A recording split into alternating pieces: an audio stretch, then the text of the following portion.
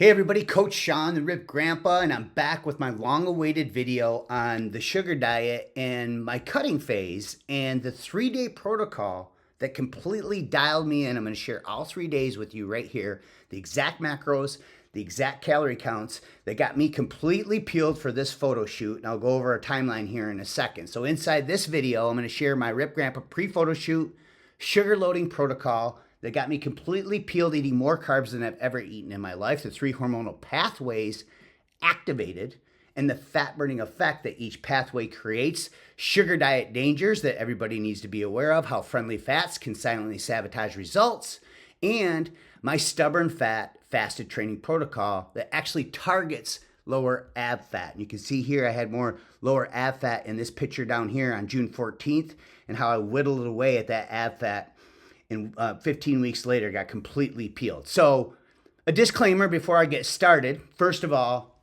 let's get the conversation going in the comments. Have you tried the sugar diet? Pros and cons. Do you like it? Do you hate it? Do you have questions on it?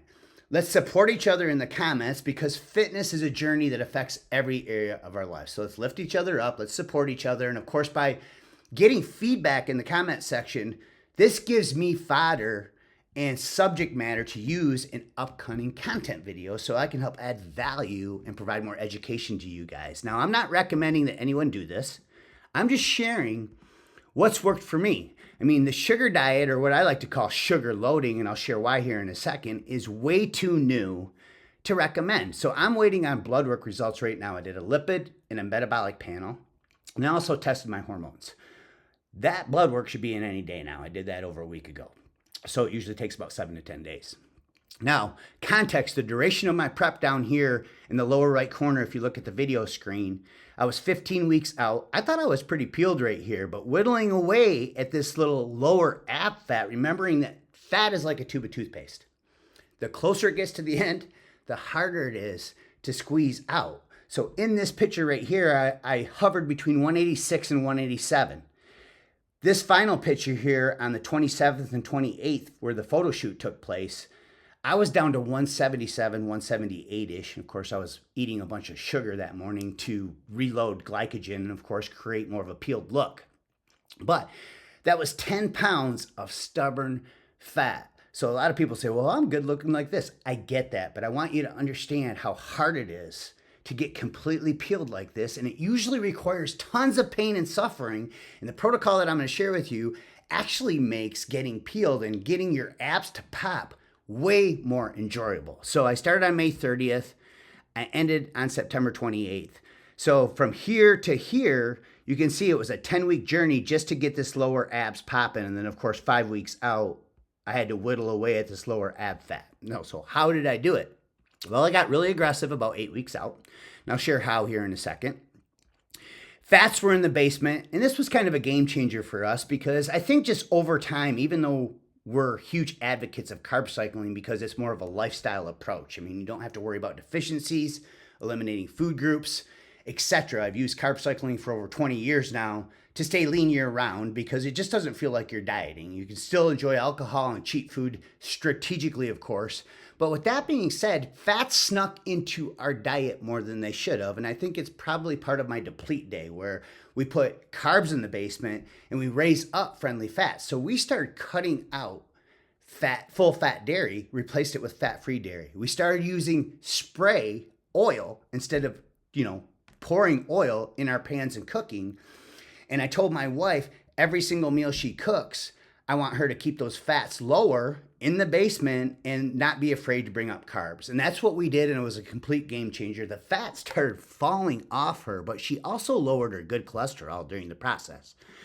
Recent blood work shows this. Now, we're not sure if this is correlation or causation, because there's some other stuff going on with her blood panel and her medication right now, but I'll share more. This is to be continued.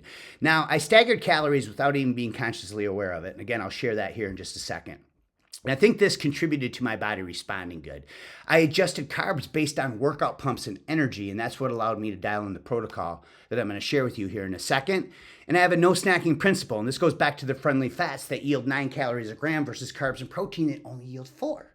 And so what ends up happening is when these nuts and these seeds and this olive oil and these avocados and all these friendly fats that are so trendy start sneaking into your diet, if you just do a simple math equation, if you snack on an extra 300 calories of friendly fats every single day, and we multiply that by 365 days of the year, we divide that by 3,500, which is a pound of fat, that's 31 pounds a year extra on your body. So yes, these friendly fats are healthy and they're good for you, but you need to be consciously aware of tracking them, because I think that you'll find if you struggle losing weight, you might just be putting yourself in a calorie surplus. Even if the foods are healthy, if you're not in a deficit, you're not going to lose weight. And that's why I had a no snacking principle. It eliminated those nuts.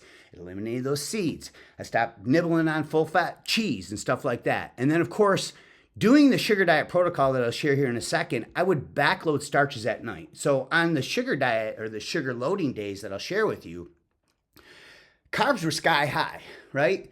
So those carbs are pre-workout fuel for the next morning's fasted exercise session, if you prefer to do that. Now, the reason that I do that is for some reasons I'll share here in a second. Hormonally, especially when you're getting down to that last little bit of toothpaste in that tube of toothpaste, that stubborn fat, that lower ab fat, there's some effects that can happen with fasted training that will not happen with fed training. Both can work, but when you're whittling down at that little last bit of stubborn fat, I think fasted training is superior. I'll share why here in a second.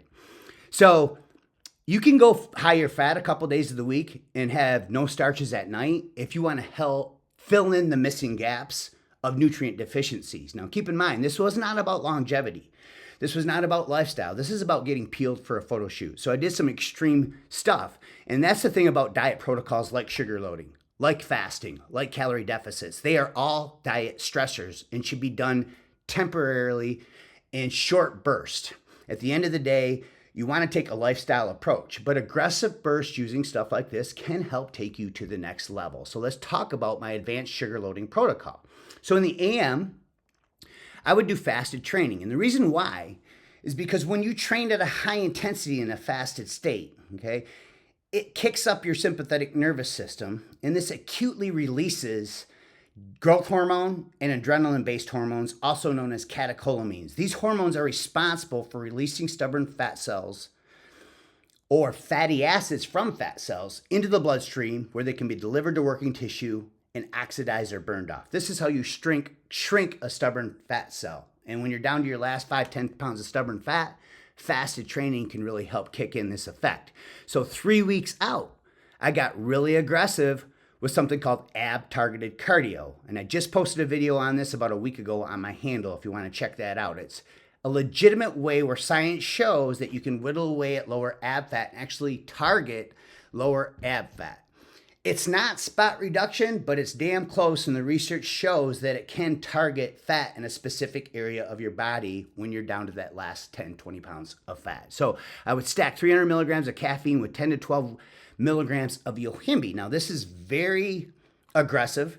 It's a stimulant. It will light you up. I'm not recommending anybody do this, but it does work because it blocks the receptors that prevent your body from releasing and oxidizing stubborn fat cells. And so I only add this in about 3 weeks out because it is a stressor and it's a very extreme stimulant that I do early in the morning.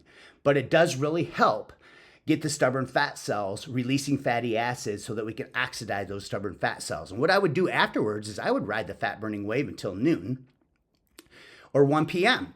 So this is really literally like a fasted protocol. So after the workout, I would not eat anything. Now, if it wasn't for me sugar loading, because we want to isolate sugar in the absence of fat and protein, specifically the absence of leucine.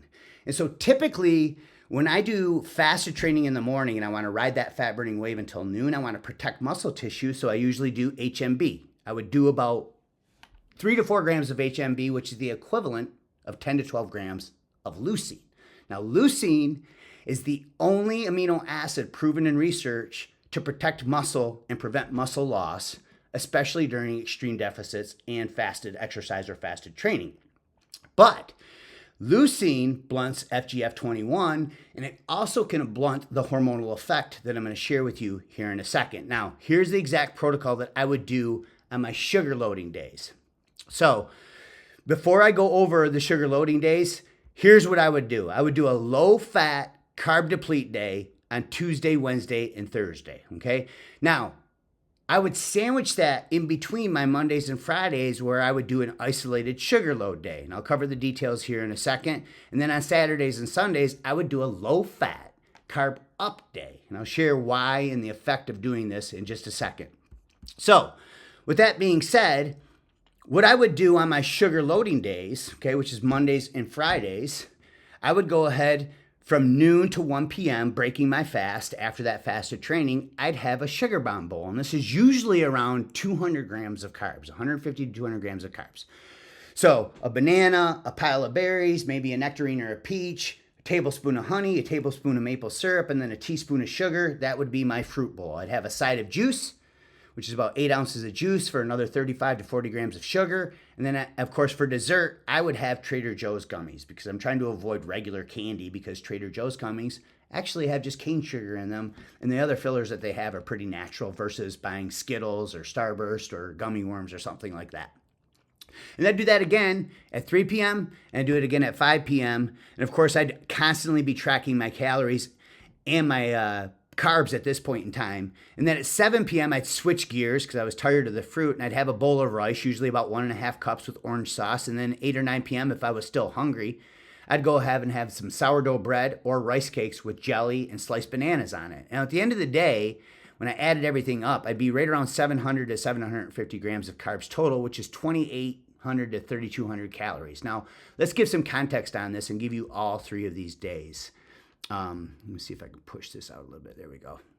So let's cover these in detail. First, we have the low-fat carb deplete. Now, this is the day that I would use on a normal photo shoot prep. And I would usually do this Monday through Friday. And there'd be a lot of suffering because I would be hungry. Now, the key is when you keep protein really high like I am here, you create more satiety. So it does make it easier if you lean into your meds, meat, eggs, dairy, seafood, and of course, if you're not a fan of those, plant protein is fine as well. In my opinion, I think meat is king. But at the end of the day, if I kept this higher, 225 to 250 grams of carbs, 2 things would happen because I was in an aggressive deficit. The whole goal is it's a fat burning day where I want to deplete glycogen, I want to burn fat, and I want to protect lean muscle. Well, how do you do that? Well, you keep protein really, really high. I'd have about 75 to 100 grams of carbs, which is really low carb for me, guy who's lifted weights for 26 years. But it was just enough to fuel the workouts and the performance to give me the energy to make the workouts intense enough to stimulate and protect that lean muscle. And then, of course, fats were low in the basement, 25 to 30 grams. And you can see the deficit on these days. I mean, my maintenance burn on a daily basis is probably about 27 to 3,200 calories. And so this is a pretty big deficit, but I do know that we underestimate how many calories we consume even when we're tracking by 30 to 50%. There's several studies now that prove this. And so taking 10 times your goal body weight is really a good sweet spot when you're trying to be in an aggressive deficit because you're going to end up more than that. You're going to end up about 12 times your body weight. Example, I'm 185-ish, right? I hover around 185 area. I shoot for that 17 to 1,800 calories per day, but I know I'm going to be around 22 to 2,500 because I'm underestimating how many calories I consume on a daily basis. This has always worked for me and everybody I've ever worked with. Now, the second day, which is a Monday and Friday, this is the isolated sugar load days. This is what made this whole process so much fun because I would look forward to these days. And of course, the whole goal here is to refeed and replenish glycogen in muscle and liver tissue with carbs. Boost hormones, right? While being in a slight deficit. And what I've found is that you can go very, very high carbs on these days and even high calories. And it's almost impossible to store fat because your liver is firing on this isolated sugar in the absence of fat and protein. So you're in a slight deficit. And there's 3 hormonal effects that are going to happen here. The first thing you're going to do is you're going to skyrocket or boost FGF21. Now, this hormone has been shown in research to acutely reduce inflammation and boost metabolic rate. The second thing that's going to happen is you're going to skyrocket T4 to T3 conversion because your thyroid is fueled off of glucose. This is how your body can produce adequate thyroid hormones, and why a lot of people who do keto and carnivore for extended periods of time need thyroid medication, because they're not giving their thyroid the fuel that it needs. But when you're pouring gas on the fire with just this isolated sugar, you're going to light up your T4 to T3 conversion. And of course, your thyroid's your metabolic gas pedal. And then of course, this increases ATP production, which also leads to mitochondrial uncoupling, a very powerful fat burning effect. It is a stressor though. So disclaimer there that this is not something that you want to do all the time. Now my protein was in the basement. I would get about 10 to 20 grams. I mean, a cup of rice has about 5 grams of protein, right? So by the end of the day, I was still at about 10 to 20 grams of protein. Fruit even has maybe a gram, some of them, or 2 of protein in it. But my total carb grams would typically be 700 to 750. I think one day I even reached over 800. And then my fat grams are really, really low, just residual fat, maybe in a little bit of coffee creamer or what shows up residually in my fat-free dairy. Now, that is Mondays and Fridays, and my calorie intake would be around 2,500 again to 3,300. So I was definitely supposedly more in a surplus on those days, but because it was isolated sugar, your body just burns it off. It's almost impossible to gain fat on these days, guys. Then Saturdays and Sundays, what I would do, just have balance to prevent deficiencies, to, basically maintenance, variety, and flexibility, is I would do a low-fat carb up day. And what I would do is I would find healthy cheat recipes, low fat, and we would just sub out ingredients, anything that was fatty, on a cheat meal recipe that was healthy, like your favorite comfort foods. We would just swap out and hack it and go ahead and remove all the fatty ingredients and replace it with low-fat ingredients. And on these days, because carbs are higher, around 300 grams, I know that protein doesn't have to be as high, because carbs are very muscle sparing and they reduce protein turnover. So when carbs are higher, you don't have to worry about getting as much protein like I did over here when carbs are way lower, right? So again, 150 to 175 grams of protein, and then fats would come up a little bit on that day to prevent deficiencies, and I'd put them at around 50 grams, and it'd be about 2,200, 2,500 calories. So there you have it, a complete breakdown of how I got completely peeled. This is probably the most fun and enjoyable photo shoot prep that I've ever had. After 26 years of doing this, doing over 10 photo shoots, I can tell you that sugar dieting, or what I call sugar loading, can be a game changer for adherence and making things enjoyable. And at the end of the day, adherence is the king. And so if we can find something that's more enjoyable and allows us to adhere to it, then why would we not take advantage of that? So time's our most precious commodity. Always grateful when people take time to watch my videos. So if you got some value, hit a heart, hit a like, drop a comment below so I can keep providing more value. Next up, I'm going to provide a video on an entire day of this in detail, from the time I wake up to the time that I go to bed. And if you click the link in the description, you'll see various ways that I can help you. Thanks for watching. God bless, and keep going strong.